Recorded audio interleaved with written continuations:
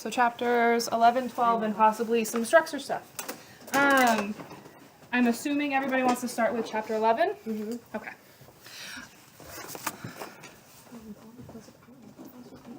So, alkenes. What's the functional group of an alkene? Function. What makes an alkene an alkene? Double bond. There we go. Don't scare me, guys. Okay, so I know it might not seem like a functional group, but carbon-carbon double bonds, carbon-carbon single bonds, those are all considered functional groups as well. So if he uses that terminology, don't get hung up on it. You know that answer. There is a lot of background information that should kind of ring a bell from regular chemistry. I'll kind of run through it. Stop me if you want me to elaborate more on it though, okay? So, alkenes are referred to as unsaturated versus alkanes, which are saturated. Who can explain what that terminology means? Saturated, it's like all just single bonds, right? It's like, Other way around. really? Wait, did you say saturated or unsaturated? Saturated. Okay, sorry, you're good. And then unsaturated has like, I don't know if they're all double bonds, but like, and it would have one single like double bond. Okay, so at least one double bond, or at least some form of unsaturation. We'll talk a little bit more about that because it can be something other than a double bond as well. But absolutely. So alkanes are considered saturated because it's carbon-carbon single bonds. The best way to think of it if you're having a hard time, it's kind of like a sponge. And think the water is the hydrogens. So when you have single bonds, okay, you can have X many hydrogens. When you add in a double bond, we go from 6 hydrogens to 4 hydrogens. So to create this double bond, we had to remove hydrogens. So it's no longer saturated with hydrogens. Okay? Any questions on that? Okay. In terms of naming, you had naming on your structure quiz that involved alkenes. Does anybody have any questions on that?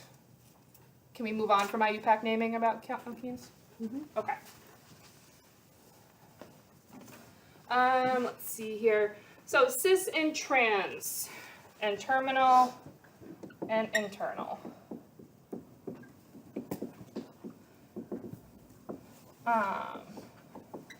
So cis and trans should be familiar from regular chemistry. It's talking about where the substituents are located.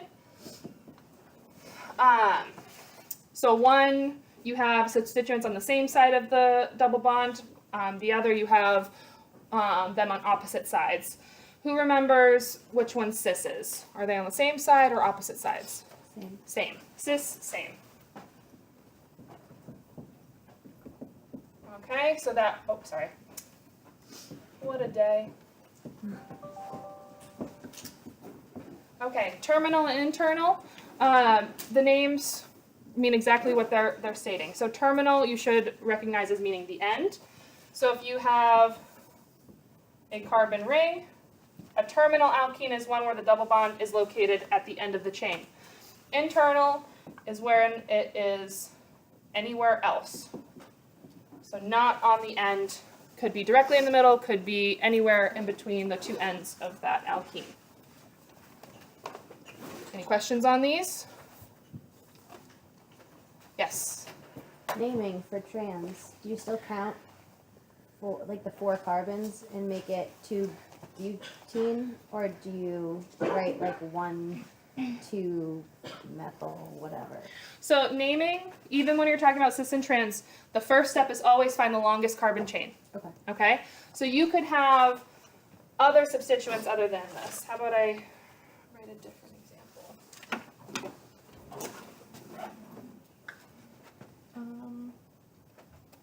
We're going to do cis and trans all.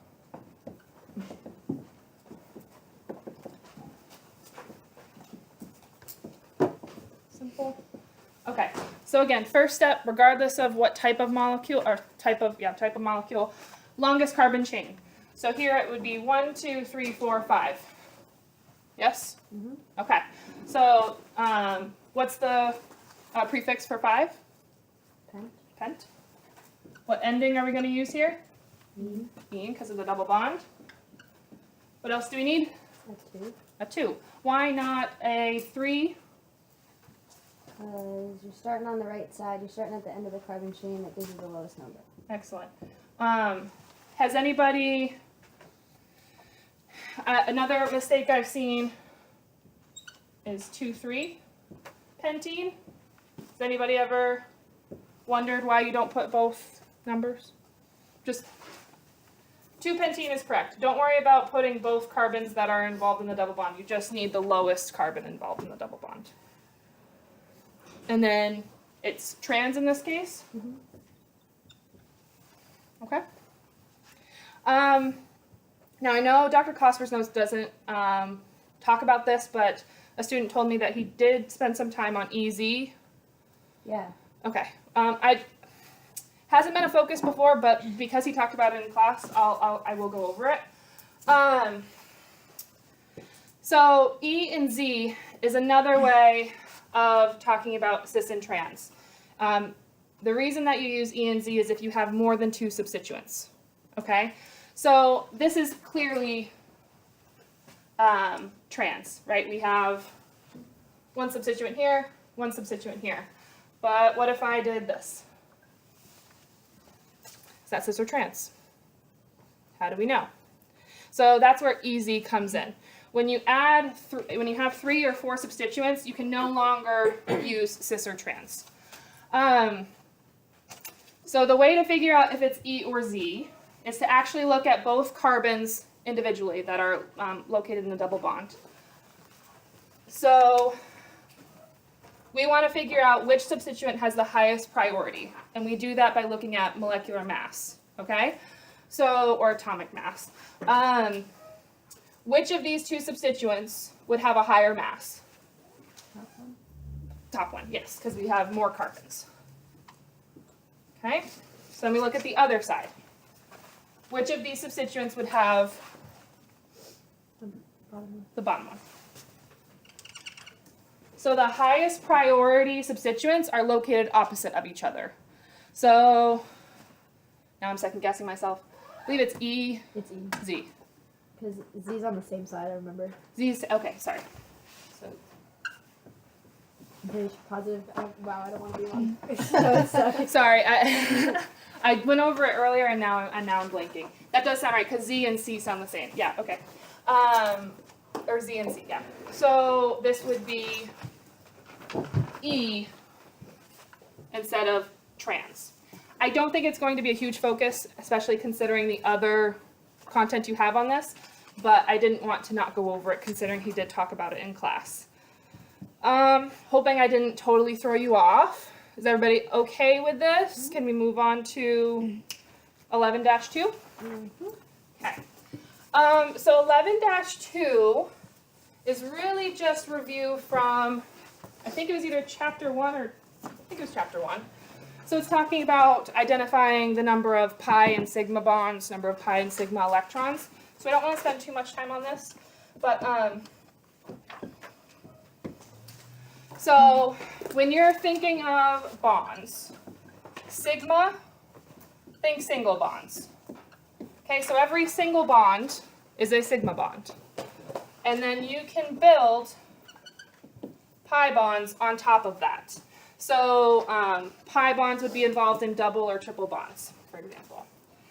So if we're looking at this carbon-carbon double bond, one of these bonds is your sigma bond. You always start with your sigma bond.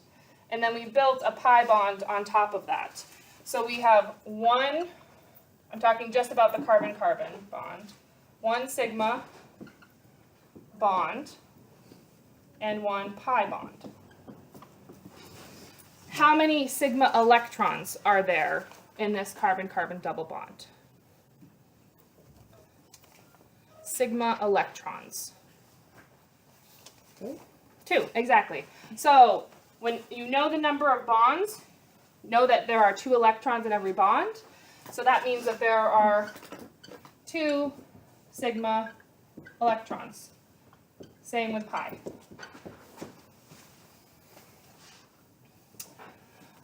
What is the orbital hybridization of this carbon? SP, SP2, SP3. SP. Anybody else? Agree, disagree? SP2. Okay. So, SP or SP2? Does anybody want to throw SP3 out there? Okay. So, counting the number of attachments, right? I know I haven't truly drawn out the attachments. So we have 3 attachments. 4 bonds, but 3 actual attachments. So you always start out with S, and then you list out your attachments. So S, P, P, SP2. Any questions on how I figured out SP2? Maybe? Let's talk about that one again. So, this carbon has 3 attachments, okay? A little bit of review, when you're talking about orbitals, there's 1 s orbital and 3 p orbitals. So you always start with s, and then you can add your p's on top of that. So 3 attachments, s, p, p. So 3 attachments, sp2.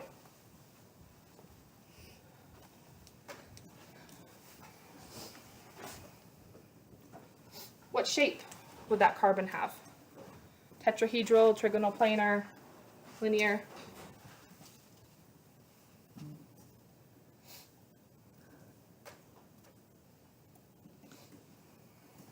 This is a planar molecule, so you might want to know that.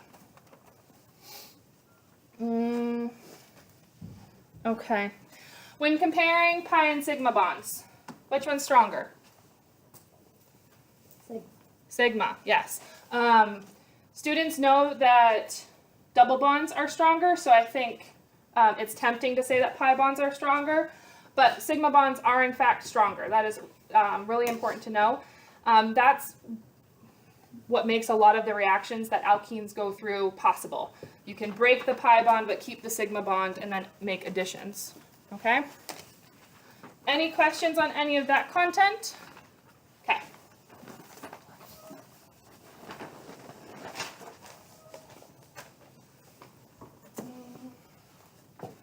So physical properties, again, don't want to spend too much time on it because they're very similar to alkanes. Really the only differences have to do with acidity and then cis and trans. So,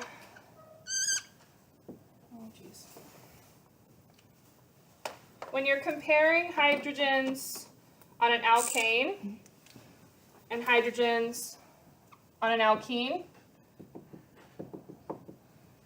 alkene hydrogens are more acidic.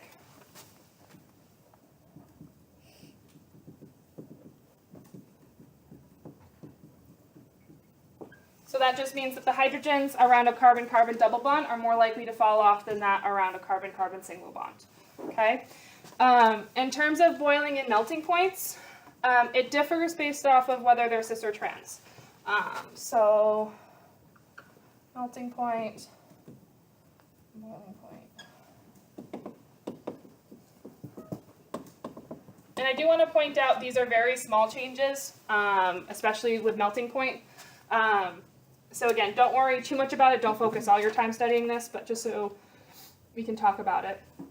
So melting points are slightly lower for cis, okay? That has to do with how they pack together, okay? Again, talking about general chemistry, if you have a molecule with a cis double bond, it creates a kink, okay? Which makes it very difficult to stack them together versus when you have a trans double bond, you get this very nice zigzag pattern that is very easy to kind of pack together. So because these are nicely packed together, it takes a little bit more energy to melt them apart. Okay, so slightly higher melting points for trans. Does that make sense? Okay. It's actually the opposite for boiling point, annoyingly enough. So cis have slightly higher boiling points than trans. And this has to do with what's called a net dipole. Dr. Cosper's notes illustrate it pretty well.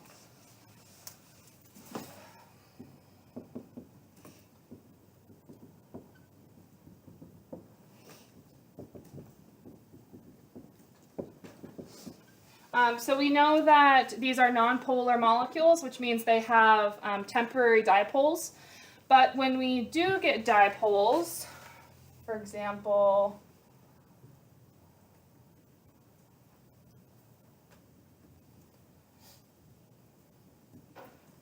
what ends up happening, so we can kind of see that trans dipoles are opposite each other. So when you have identical dipoles opposite each other, they actually cancel out. So there's no net dipole, so there's no real forces working to keep those molecules together. Whereas here, yes, you have two identical dipoles, but they're not opposite each other. So we are going to get a slight dipole here, which is going to make it easier for molecules to kind of clump together. I don't know if he's going to ask you a question this specific, but I just want to make sure I went over it because it is a little confusing in the notes. So melting point, cis is slightly lower because they don't pack together well. Boiling point, cis is slightly higher because there is a net dipole.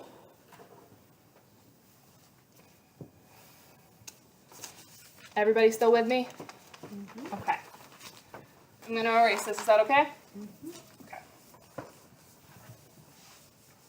So the next section just references NMR.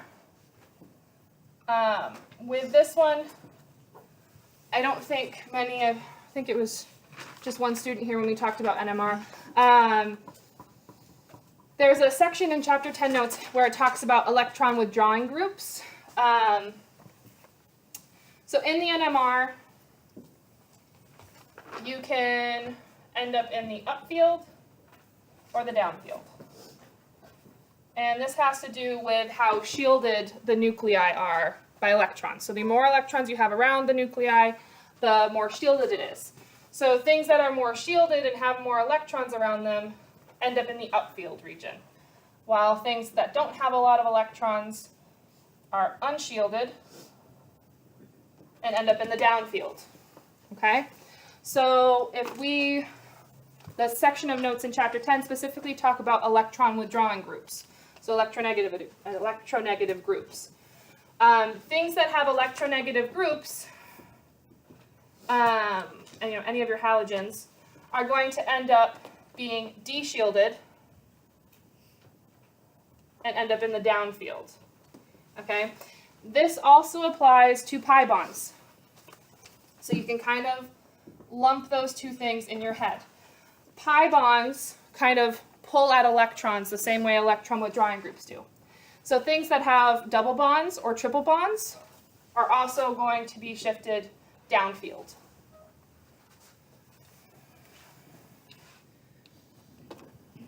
So again, I'm kind of glazing over the NMR, but does anybody have any questions about why alkenes show up in the downfield? Okay. All right.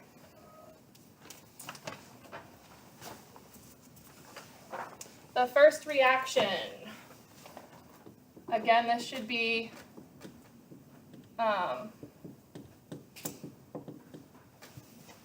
bringing memories from regular chemistry.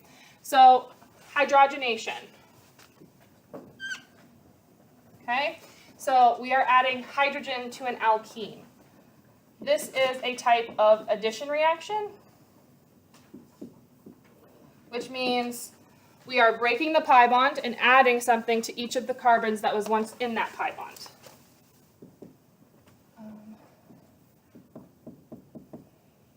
In this case, we're reacting with an H2 molecule. Okay?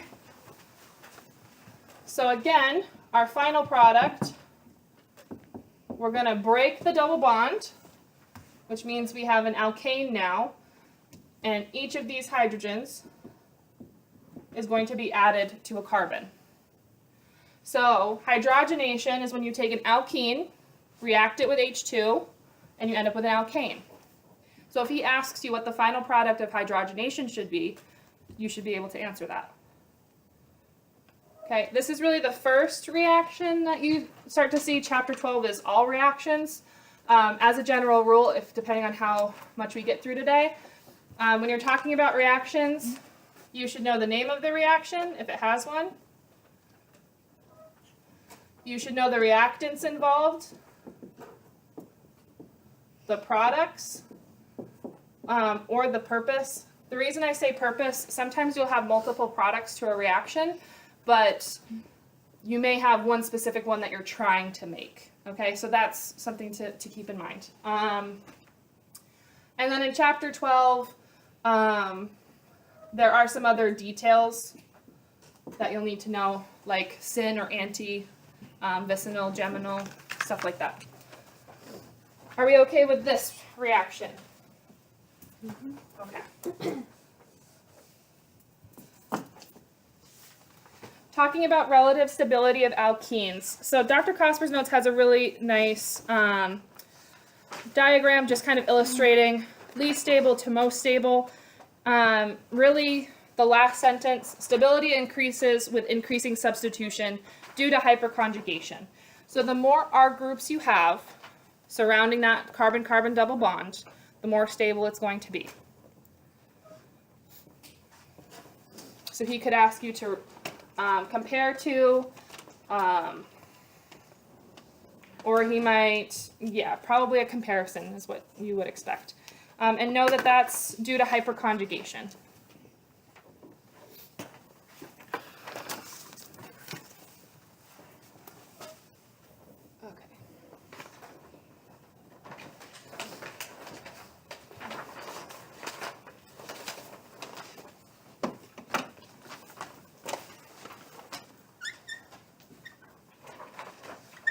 Okay, moving on.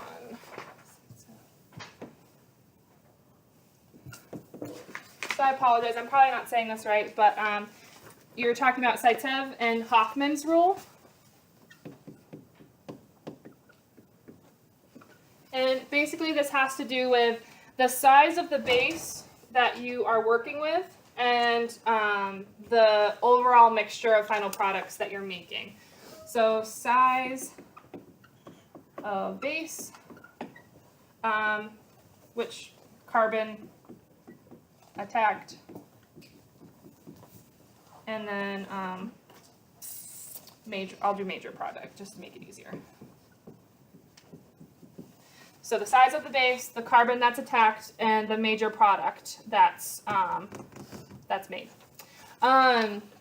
So for Symtem rule, you're using an unhindered base. Another word for unhindered, I like to just think of it as small. Okay, so unhindered, small. I do that just to keep the S's. Okay, if he uses unhindered, you should know that that means smaller, not bulky. So when you're performing an E2 reaction under Symtem's rule, okay, the most highly substituted carbon is attacked. I'm going to talk about that, but I just want to get this up here. Substituted.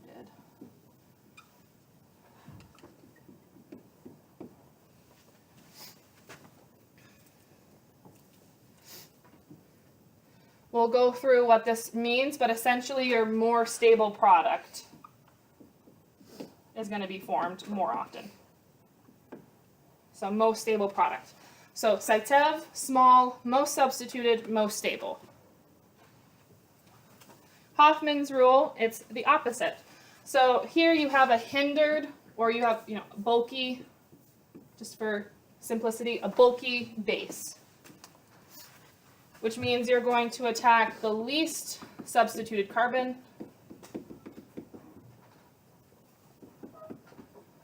and you're going to make the least stable product.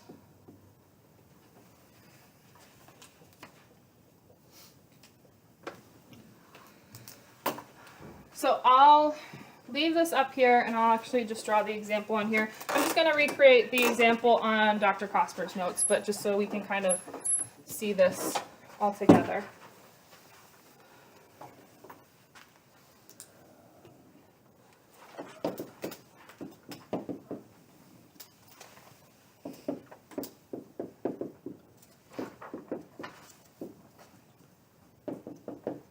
Okay. So again, in Dr. Cosper's notes, I kind of skimmed over it, but we're performing an E2 reaction, okay? So we know what's the final product of an E2 reaction. Alkene. Okay, so we know our final product's going to be an alkene. This is an elimination reaction, so we're removing something from this product to make an alkene, okay? So really the question is where this double bond is going to go. There's really two places that it can go. So thinking back to chapter 6 and 7, I know it's been a long time, we have a leaving group here. This bromine is our leaving group. So we know that the bromine is coming off. Okay, that's a given. The question now becomes, where are we pulling the hydrogen from? I'll redraw this to make it more clear.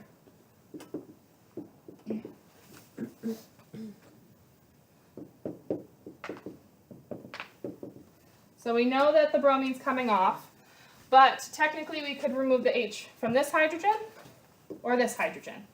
So Hoffmans Rule dictates which one we're going to pull it from. Okay? So if we were doing Symtem, so we have a small base, we're going to attack the most substituted carbon. So we're looking at either this carbon or this carbon. Okay? If I had to classify these, so let's start with this one. Is this a primary, secondary, or tertiary carbon? Primary. We know that because the carbon is bonded to one carbon directly. Okay? How would we classify this carbon? Secondary. I know that it looks weird because of how I drew it, but it is secondary. Okay. So if I asked you which one was the most substituted, would you pick the one on the left or the one on the right? No, I don't know. I just guess. Thank you for guessing. So most substituted is another way of saying most carbons around it. Okay, so the higher the classification, the more highly substituted it is. So in this case, we're comparing a primary and a secondary. So this one is considered the most substituted. Does everybody follow that? Okay. So if we were following Symtem's rule, we would attack this carbon here. We would pull off, I'll just draw a line through it, this hydrogen, this bromine, and the double bond would form here. Does that make sense? So this is Symtem. If we were using Hoffmans Rule, so we had a big bulky base, that means we'd be attacking the least substituted carbon. So that would be this primary carbon right here. I'll put Symtem or Hoffman in a different color. So we'd be removing this hydrogen, meaning the double bond would form here. Hoffman's Rule. Now, you'll see from Dr. Cosper's notes that, in fact, you're really making both of these products, regardless of the base that you're using. But if you look underneath, you'll see different percentages. So when you're talking about Symtem rule, you're going to make the double bond here the majority of the time. For example, this one, 70% of the time, the double bond is going to form here. And about 30% of the time, it'll form here. So you will end up with a mixture of products, but the major product is going to be this more stable alkene. Can somebody explain to me why having the double bond here is more stable than having the double bond here? So it's more internal? Yes, exactly. So this is an internal, because it's in the middle of this chain, internal alkene. This one is terminal.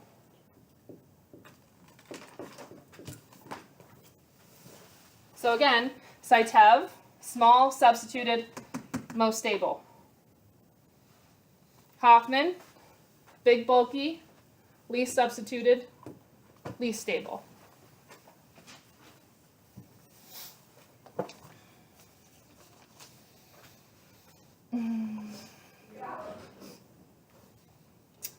think that's it for Site 7 Hoffman. Any questions on that, those rules? Okay. I think this is a helpful chart to memorize. Okay. All right. Moving on to dehydration.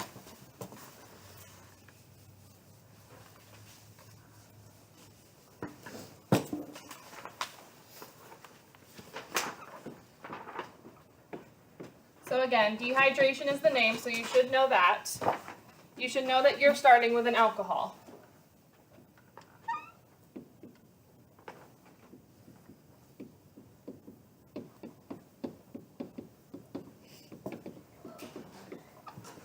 Okay, this is an example of an elimination reaction.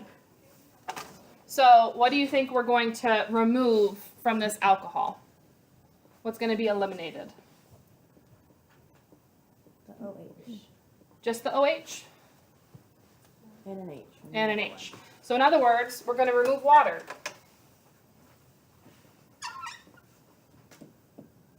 Right? Mm-hmm. Dehydration. So H2O. What's going to be left over once we remove the water? An alkene. An alkene, very good.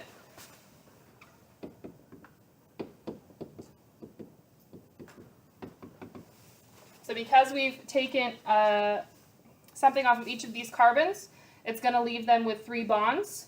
So that's going to drive a carbon-carbon double bond forming.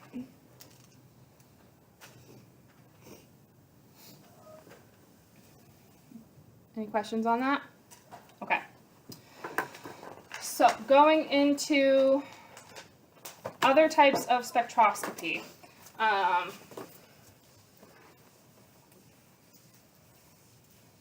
This is usually an area that is pretty confusing. I will say that for mass spectroscopy, and not that I don't think you should be reading the book, but I can understand why some students, pause from reading the book just because it can be over detailed sometimes. But I will say the section on the mass spectrometry was helpful. So I think I would recommend that as a section to review. Even if you can't review it for this quiz, I would review it for the final. It does help a little bit. Okay, but before we talk about that, infrared. Okay, so there's mostly key terms you need to know from this. For both of these, you don't have to worry about reading like an actual readout. Just like with NMR, he was asking a lot of things that basically was about vocabulary.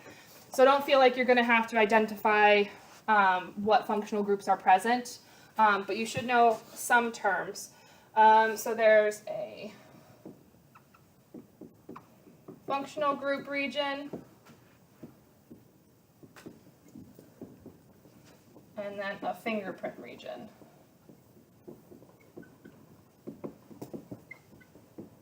Okay. Essentially, these are 2 areas on a readout.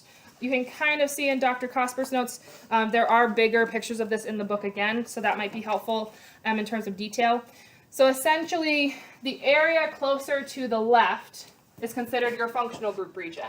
So by reviewing the peaks and what frequencies these peaks are showing up at, an organic chemist could tell the difference between, an carbon-carbon single bond and a carbon-carbon double bond, or a carbonyl group.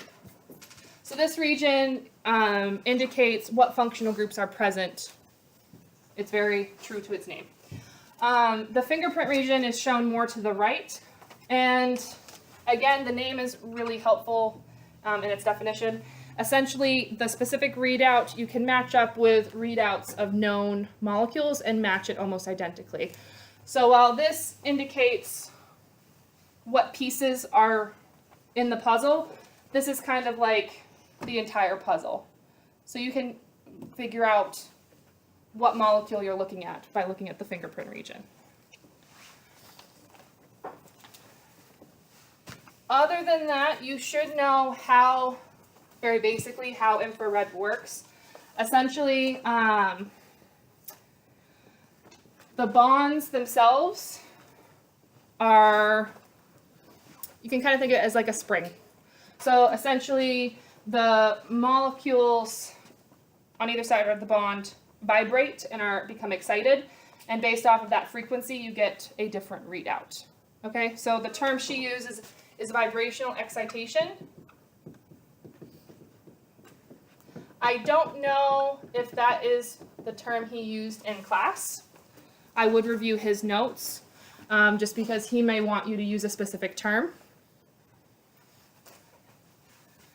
So vibrational excitation is how infrared works. These are the two regions you should know about on the readouts. Okay.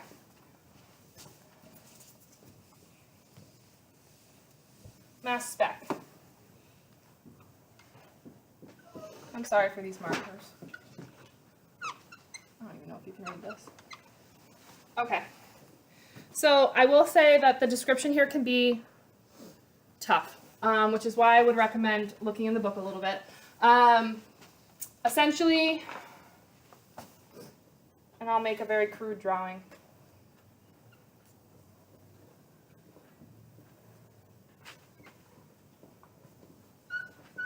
Okay. So essentially your sample goes in, and I'm just going to use a capital M like they do in the notes. M just stands for molecule, okay? So your intact molecule. So this gets inserted into the mass spec. The first step is going through an anode, and it gives the molecule a charge. So it becomes ionized, okay? Overall, the molecule essentially stays intact, okay? So just imagine the entire molecule with a charge on it, okay? Typically, molecules are only ionized once. That is important. I'll elaborate on that a little bit.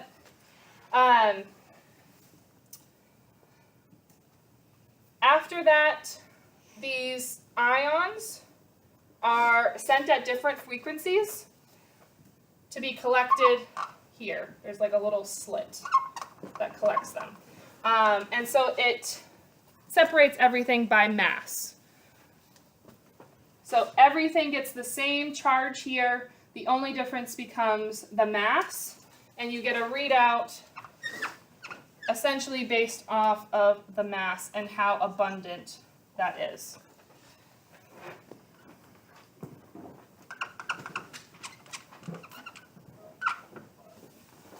So on your readout, your x-axis is called your mass-to-charge ratio, or M/Z. Now, when I said that molecules are typically ionized once, that's referring to this Z value here. So most molecules are only ionized once, which means Z is going to equal 1.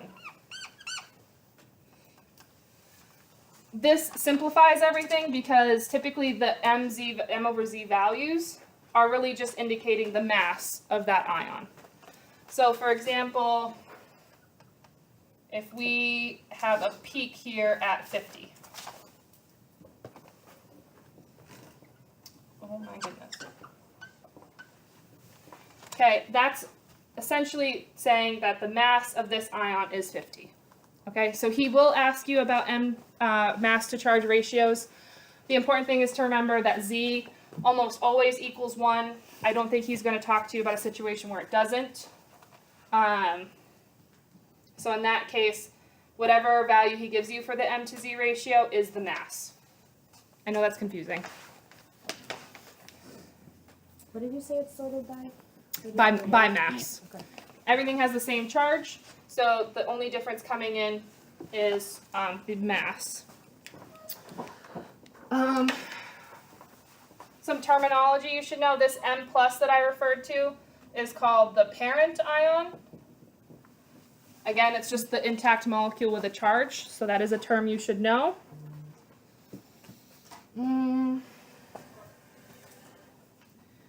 She also mentioned something called high-resolution mass spectrometry. Essentially, that helps to differentiate between things that have the same M to Z ratio. So there's an example in the book where you can have 4 fairly different molecules that have an M to Z of, I think it was like 98. High resolution gives you a lot of decimal points, essentially. So it's just more specific. Those are the big things. I know that it's a confusing concept. Like I said, I do think that the book really helps. And the diagrams are bigger, so you kind of can see more. So, and there's more explanation under the diagrams. So I would highly recommend taking a look at that section. Okay. The last piece for chapter 11 is degree of unsaturation.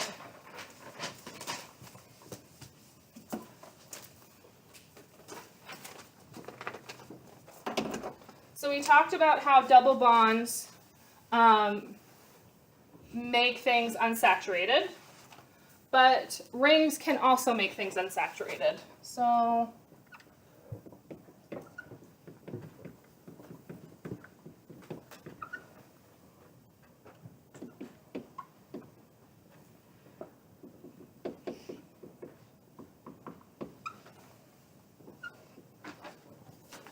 okay.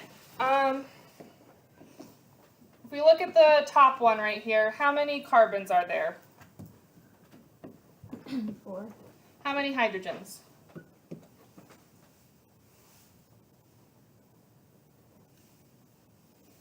10. 10. 4 carbons again, how many hydrogens? 8. 4 carbons again, how many hydrogens? 8. 8. So again, unsaturation just has to do with decreasing the number of hydrogens. So when comparing to an alkane and a ring have the same effect on unsaturation. Both of them removes 2 hydrogens from the molecule. So when you're looking at degrees of unsaturation, you're basically counting the number of double bonds and the number of rings. Okay? Dr. Cosper gives a lot of great examples. So essentially,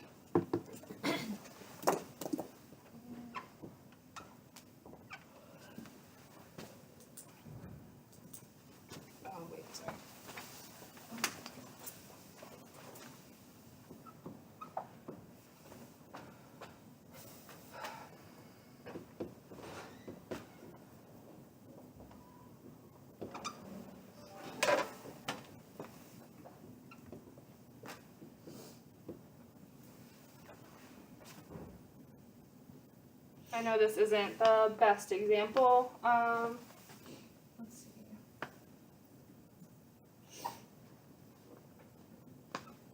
Just kind of comparing it to Dr. Cosper's structure. So these both have 1 degree of unsaturation. So we have 1 double bond or 1 ring. Okay? If we go over here, we have 2 double bonds or a ring structure with a double bond in it. So both of these have 2 degrees of unsaturation. Here, we have 2 rings and 1 double bond, so that's 3 degrees of unsaturation.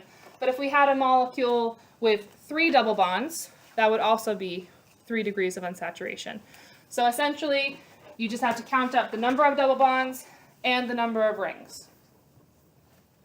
Any questions on this concept? Okay, that's chapter 11. How are we doing on time? 41. Okay, not great.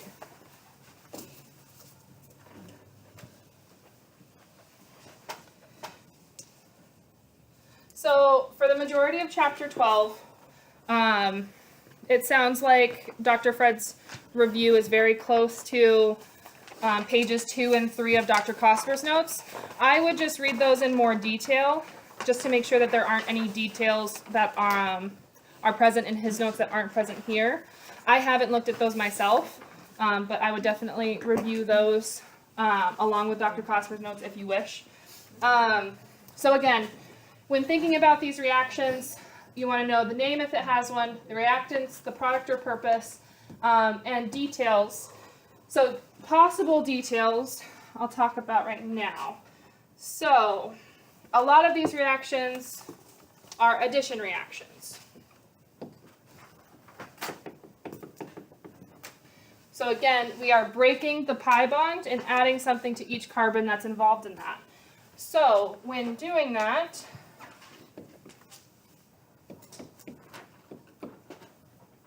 you can have what's called a syn addition, which just means that the additions are made on the same side of the carbon. Or you can have anti-additions, which are on opposite. Again, the names are kind of helpful. Anti obviously sounds like opposite, or refers to opposite. Let's see here. And then we have geminal and vicinal. So these two examples that I've shown here are referred to as vicinal. The additions are happening at adjacent carbons.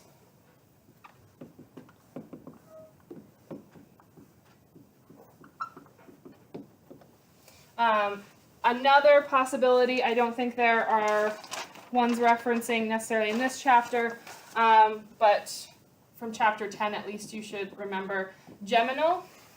Geminal is when additions occur on the same carbon. So essentially it would look like this. Instead of being on two different carbons, we're adding two things to one carbon.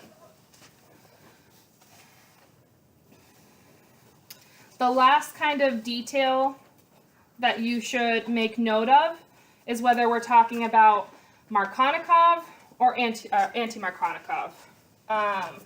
So I want to spend a little bit more time on that.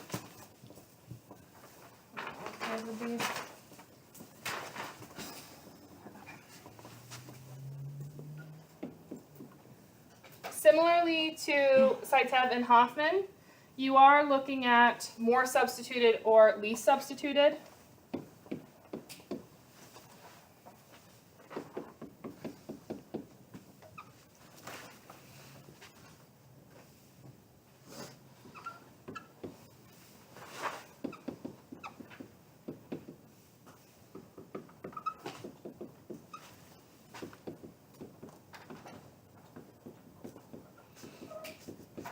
Okay, so for these types of addition reactions, you are going to have a hydrogen bonded to something else. We have an X here, but this could also be used to discuss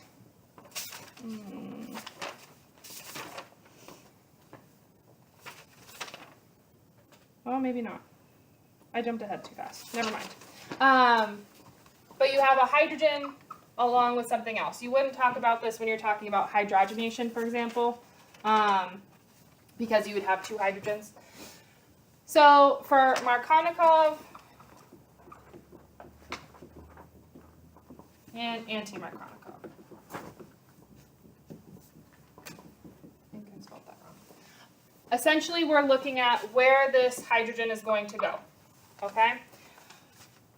For Markovnikov, the hydrogen goes to the less substituted carbon.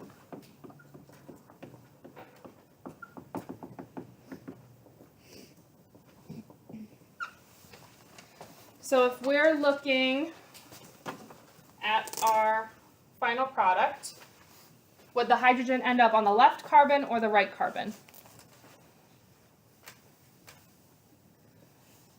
The left. The left. Here we have a primary carbon, only attached to one other carbon. Here we have a tertiary carbon. So if we're looking for less substituted, our hydrogen would end up here. Meaning that X would end up here. Okay? Anti-Markovnikov, it's the opposite. H ends up on the most substituted.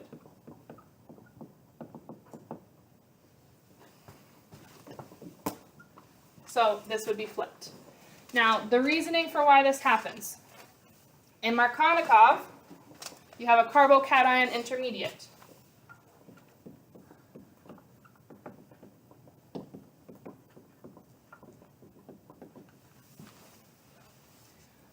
So if we're looking here, well, might be easier to actually look over here. If we're making a carbocation, how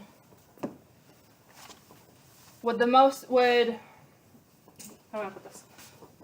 Which is more stable, a primary carbocation or a tertiary carbocation? Tertiary. Okay, so the carbocation would end up here. When this splits, you're going to have an H plus and an X minus. So this negatively charged substituent is drawn to the positive carbocation. That's why the hydrogen is going to end up on this less substituted one. There is no carbocation intermediate in anti-Markovnikov.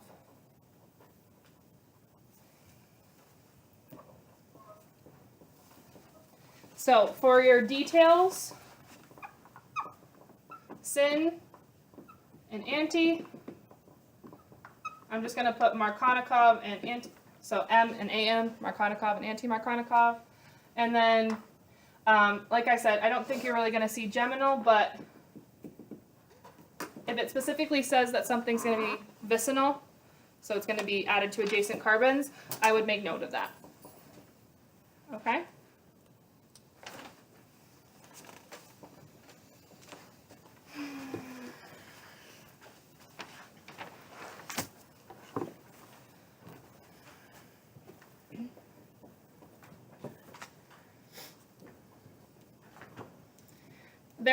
He does, or I'm not sure if he does in his notes as well.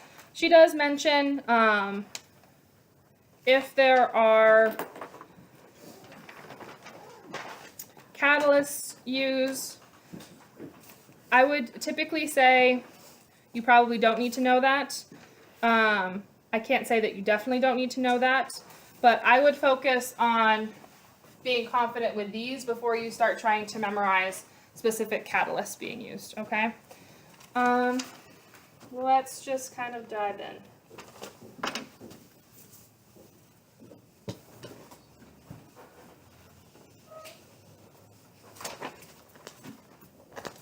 So the first one we actually already talked about, hydrogenation. So with that one, we have an alkene reacting with an H2 molecule, right? Your final product is an alkene. So hydrogenation, alkene and hydrogen, alkane. In the notes, you'll see that this is a syn addition, so that is something that you should know. In halogenation, you actually have two different kinds. You have electrophilic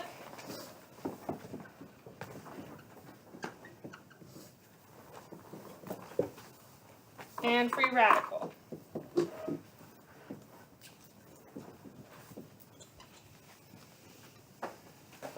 You will see electrophilic used again to talk about hydration. There is a similarity here. So when you see electrophilic, you need to think Markovnikov.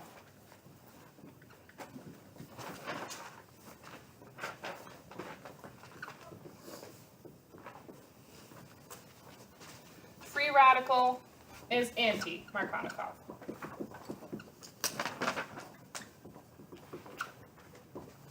So anytime you see electrophilic, you can make that assumption that is going to be Markovnikov addition.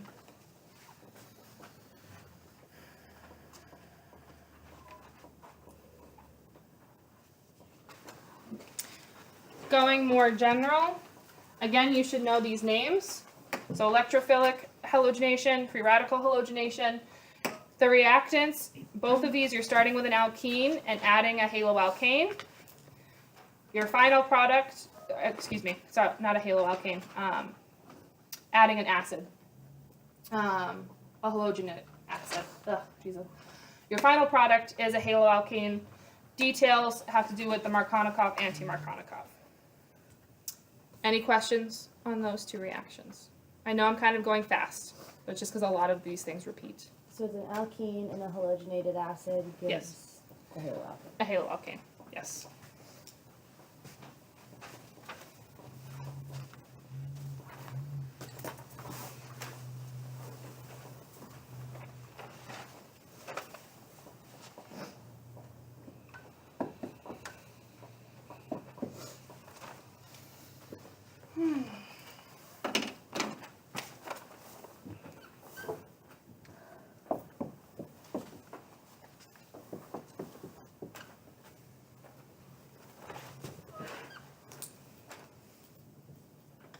Just want to draw this one out because there is an intermediate and you should know this one. This could be a vocab word that he uses.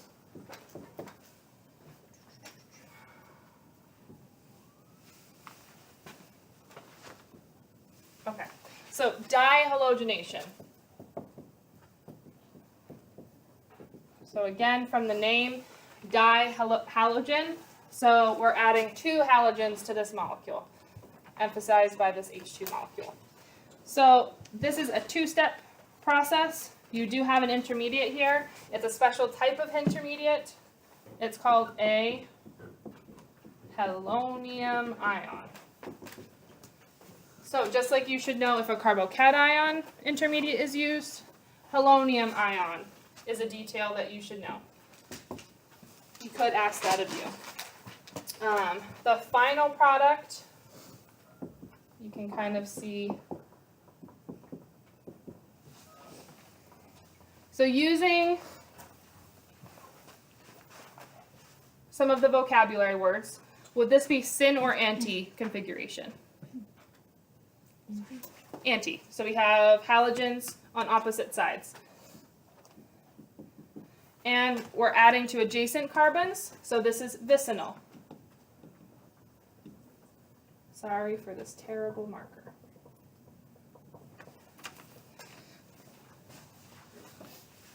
So the final product is a vicinal dihaloalkane.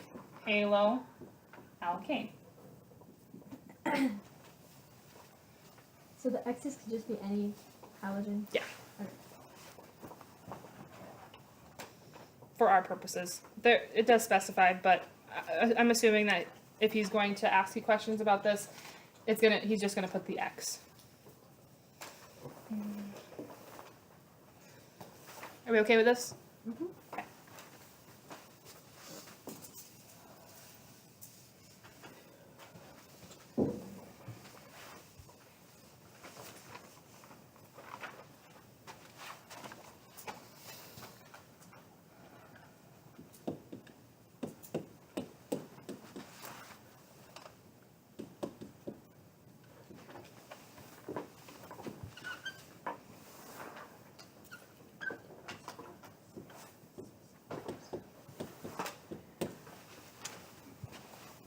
Somebody name this for me.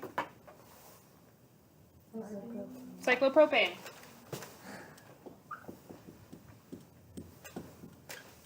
The name of this reaction is cyclopropane synthesis. So you already know what the final product is. Now, the one thing you're going to have to remember here is this little guy. This is referred to as carbene.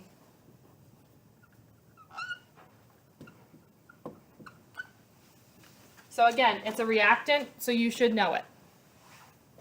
So an alkene and a carbene molecule react to form cyclopropane.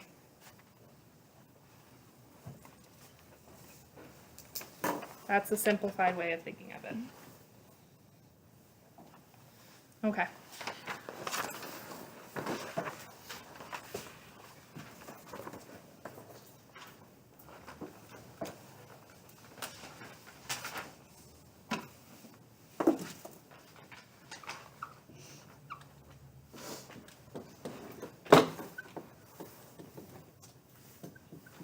All right, so alcohol synthesis. To make alcohols, there's actually 3 different reactions you need to know. So again, we have electrophilic hydration.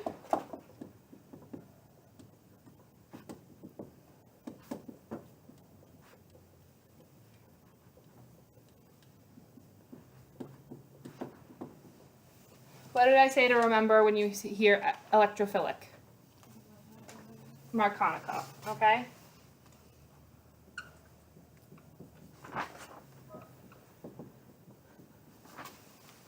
So again, we've already talked about this, but in the reverse, we talked about dehydration. But in terms of reactants and products, it's the opposite of dehydration. So again, it's alkene plus water equals alcohol.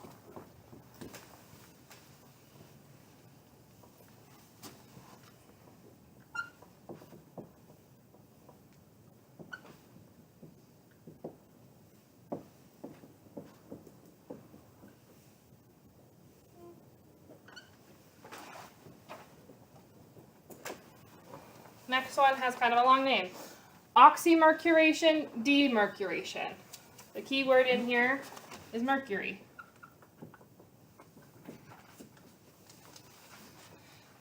This one also uses an intermediate.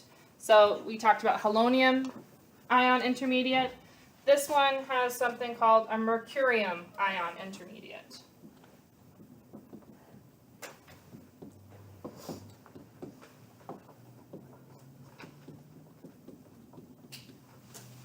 You should know this one.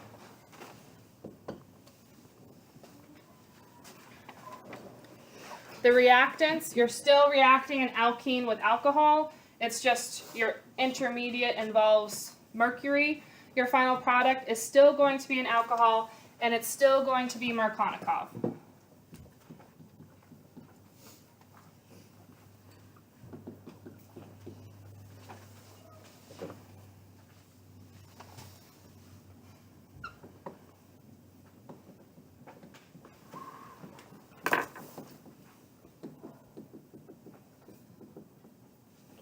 The last type, hydroboration oxidation. So again, you're going to use something called borane. I'll just write it just so you know what it looks like. I don't think that he's going to get that specific, but just so you have the information, BH3.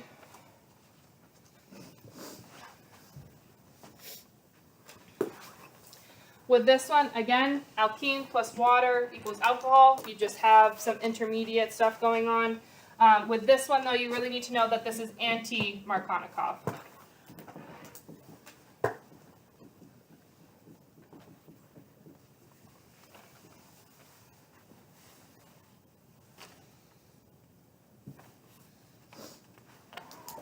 Everybody good? I know I'm going fast.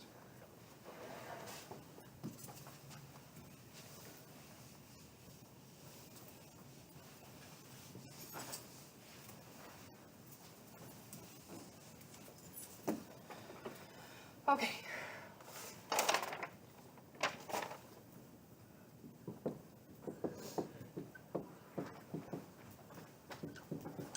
Okay, diol. Who wants to give a stab at defining what might be found in a diol? Two alcohol groups. So the OL referring to OH groups, di referring to two.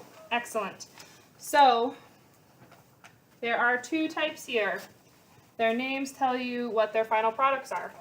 So you have vicinal anti-dihydroxylation. It's nice that they give you that much information in the name.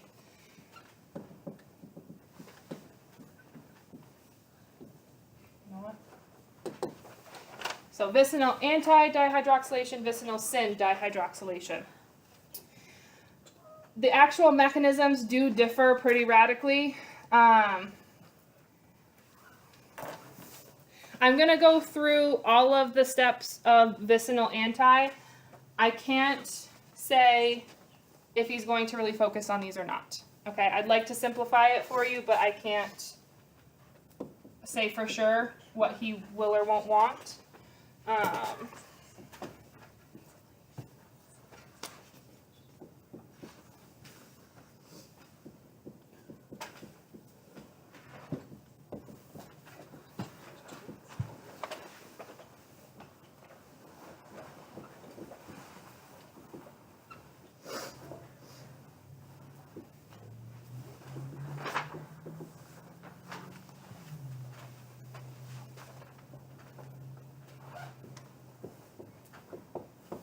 Can somebody name this molecule for me? Excellent. So this is a cyclic ether, which you just named by adding oxa in front of the cyclopropane or cycloalkane name. So oxacyclopropane.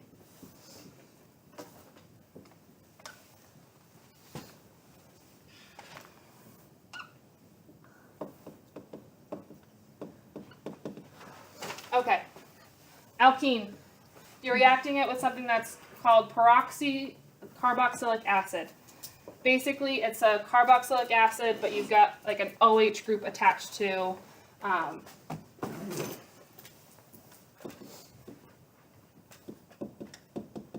looks like that.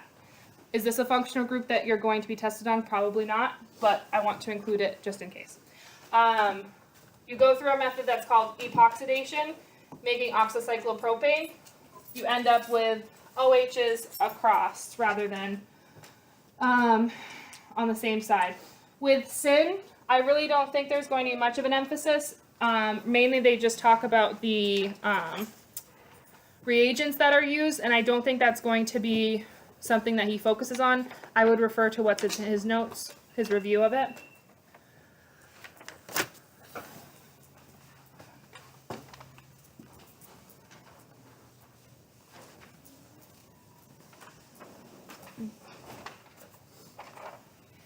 Who remembers the formula for ozone? O3. O3, excellent. So with this, we're obviously using ozone.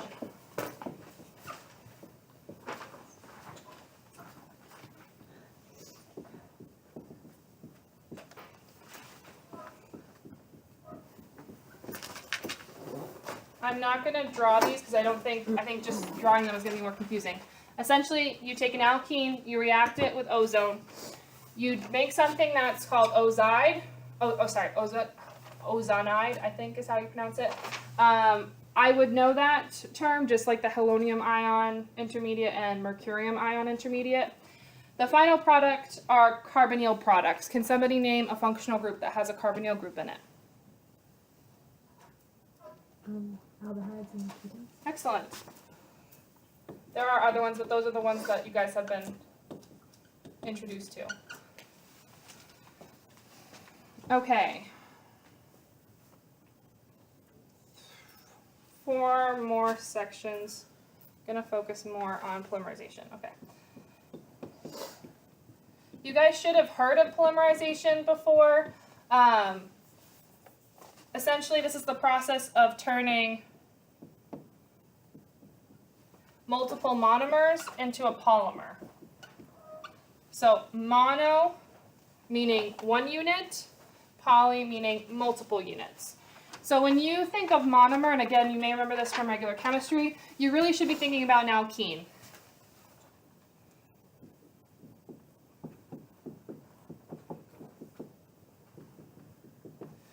So this could be an example of a monomer, okay? Polymerization is just the process of linking together multiple monomers. So essentially, we're going to break the double bond, or break the pi bond, which is going to open up these carbons to link. And we're going to add, it could be the same monomer, it could be different monomers. Typically, there's several monomers linked together. So again, the key with this, he could give you a polymer and ask you what the monomer is. So if he were to do that,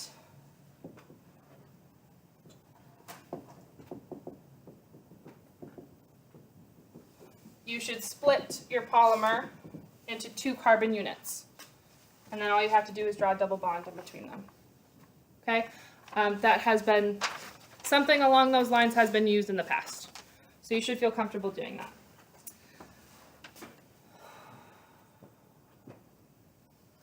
So it's always 2 carbon units. When you're talking about monomers, yes. So if you're going from polymer to monomer, yes, 2 carbon units. There is a bullet point that talks about how this reaction can be initiated. There's a list of 4 things that can kind of set this off. I would know them. Typically, he may ask for like 1 or 2 of those reasons, but he could ask for all 4 if he wanted to. Any questions so far? I'm going to move on to the next one.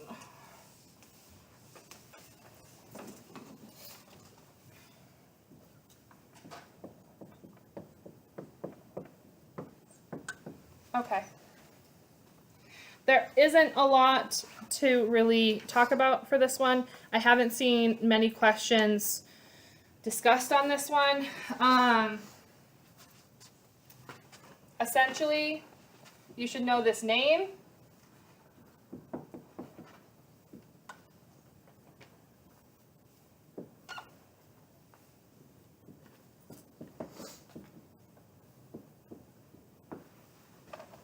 Ethane is converted into what's called acetaldehyde. Just so you kind of have a picture for what those look like.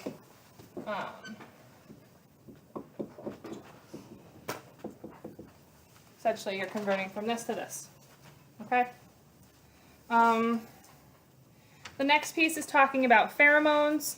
I'm sure you've talked about pheromones in previous classes like A&P and possibly biology.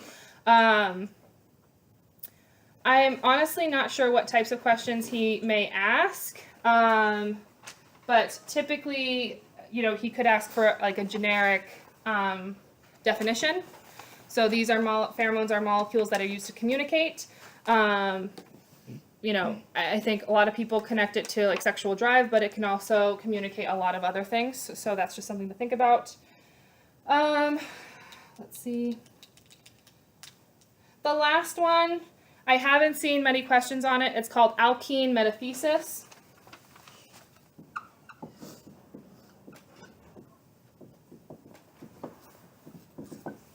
And essentially, the diagram that Dr. Cosper has is probably the easiest one.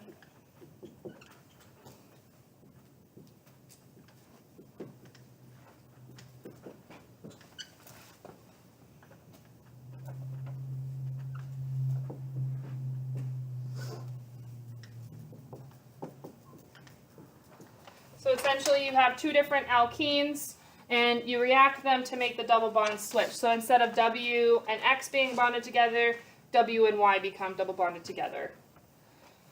Again, I wouldn't worry too much about this one, but you should probably at least know the name and be able to pick it up if you were to describe the reaction in words. I think you're going to get a lot of fill-in-the-blank questions for this one, so I would be ready for that. There's a lot of vocab. But definitely also probably some, I wouldn't necessarily say drawing, there may be some drawing, but at least like if he were to show you a molecule like this, you may need to, indicate which carbon the double bond or would be attached. So there may be some like arrows or drawing double bonds, something along those lines. Any questions? Yeah. I don't know how I got through all of it, but any questions on either of those chapters or any questions on structures? Okay. Have a good night, guys.